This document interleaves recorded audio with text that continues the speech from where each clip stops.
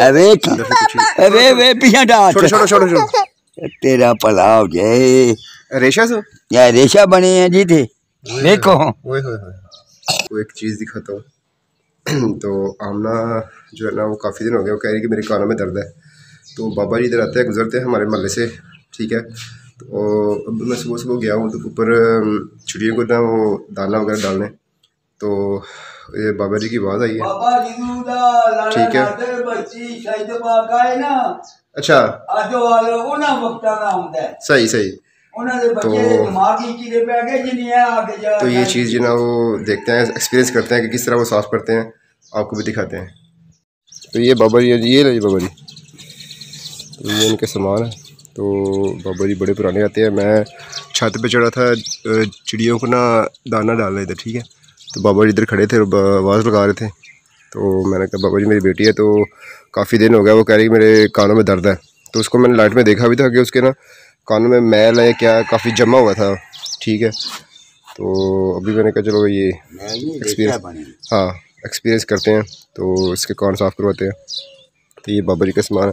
बाबा जी की रखे और साढ़े को हर किस्म की अच्छा अच्छा अच्छा की मतलब चंबला गैसा बवासीर लकोरिए सूजियां गर्मियां तांता सूचियां मर्दियां दे मनु जिंदगी गुजरी 32 साल हो गए माशाअल्लाह। ए बाबा जी दे नाल साफ करो दे कान है वेखो नहीं तोड़े सामने आ ठीक हो गया बैठो मेरा बेटा नीचे वो ए वालता ना होगा वो हो चलो कुछ नहीं था क्या जा अच्छा साफ नहीं करवाने कितना दर्द होया है इधर हो ना दर्द हो बेटा ये वाला अच्छा अच्छा दोनों साफ करवाने दोनों साफ होंगे पता भी नहीं लगेगा। ओए छोड़ो पीछे कोई दर्द होया कि फिर बस तू बह जा आराम ना वालता रहा नहीं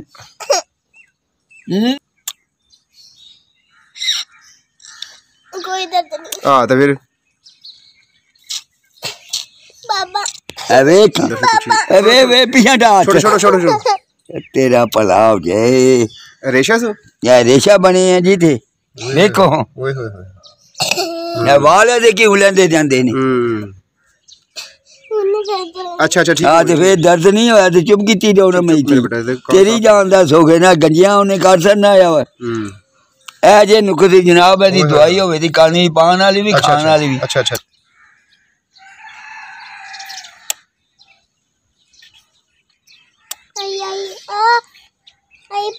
बाबा ठहरो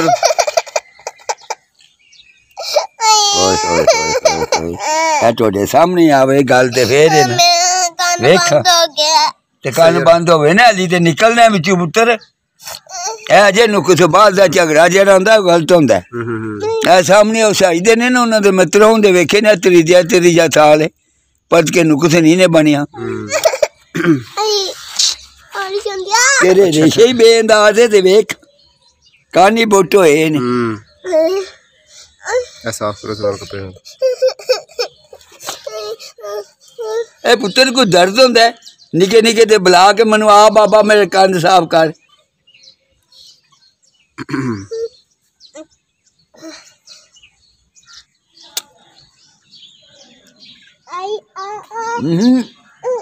ठहरो मेरे बेटा ठहरो नया आमना पीछे याद करो ए वेख तेरा भला हो जाए वे अपने आप वगन ला पे है। ठहरो मेरे बेटा पुत्र एक मिनट दे कोई दर्द अगे वेखा होया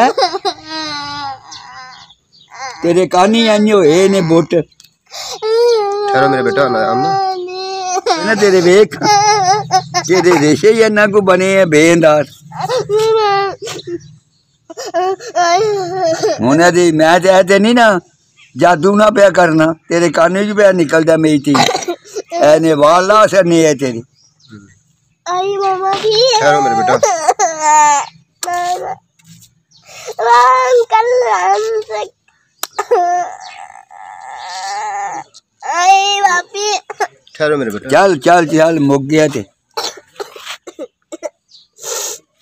तेरा भला हो जाए एनू चावल तड़के वाले नहीं देने एक 15 डंग अच्छा वाल में जिन्हें दिल खा ले ओ दे ते डोरी हो जाएगी क्यों ਮਲੀ ਚੰਦੀ ਜਿਹੜੀ ਪਿੱਛ ਤੇ ਭੂਰਦੀ ਹੈ।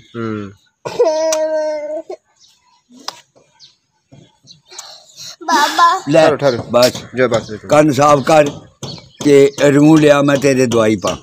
बहुत ज़्यादा जे तुसीं दस रहे इन्ने तो नहीं ना ਇਹ ਵੇਖਾਂ ਕੋਈ ਦਰਦ ਹੋਏ ਤੇ ਫੇਰ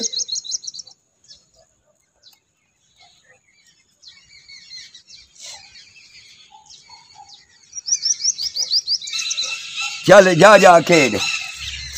ਇਹ ਕਦੀ ਦਵਾਈ ਬਣਦੀ ਚਾਚਾ ਜੀ? ਇਹ ਕੰਨਾਂ 'ਚ ਪਾਣੀ ਹੈ ਨਾ, ਥੋਮ ਦੀਆਂ ਤੁਰੀਆਂ ਬਾਹਰ ਕੱਢ ਸਨੀਆਂ ਨੇ ਨਾ, ਅੱਛਾ ਤੇ ਇਹ ਦਵਾਈ ਵੀ ਛੱਡ ਦੇਣੀ ਹੈ ਤੇਲ ਦੇ।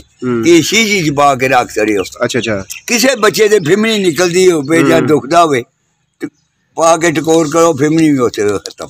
ਕੰਨਾਂ ਜੀ? ਹਾਂ, ਚੱਪਾ ਚੜਿਆ ਹੋਵੇ 2 ਦਿਹਾੜੇ ਪਾਓ, ਤੀਜੇ ਦਿਨ ਨੂੰ ਪਤਾ ਵੀ ਨਾ ਰਵੇ।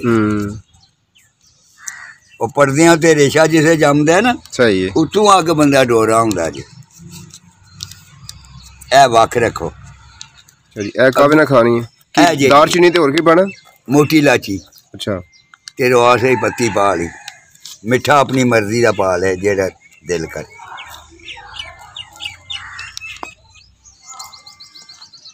ਉਹ ਕਹਿੰਦੇ ਨੇ ਬਾਦਸ਼ਾਹ ਦਾ ਅਲੱਗ ਤੇ ਤੁਹਾਡਾ ਹੁੰਦਾ ਕੱਖ।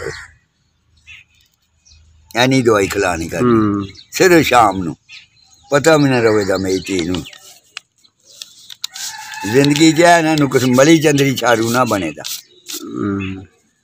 ਇਹ ਬੜਾ ਭੈੜਾ ਹੁੰਦਾ।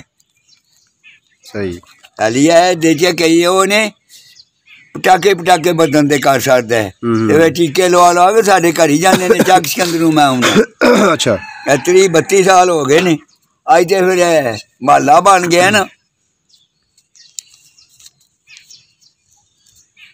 ਇਹ ਵੱਖ ਰੱਖੋ, ਉਹ ਵੱਖ ਰੱਖਿਓ ਕੰਨ ਵਾਲੀ, ਇਹ ਖਾਣ ਵਾਲੀ ਵੱਖ ਰੱਖਿਓ। ਆਹੋ ਬੋਝੀ ਪਾ ਲਓ ਨਾ, ਇਹ ਨਾ ਕੱਖ ਦੇ ਨਾ ਕਰਨੇ।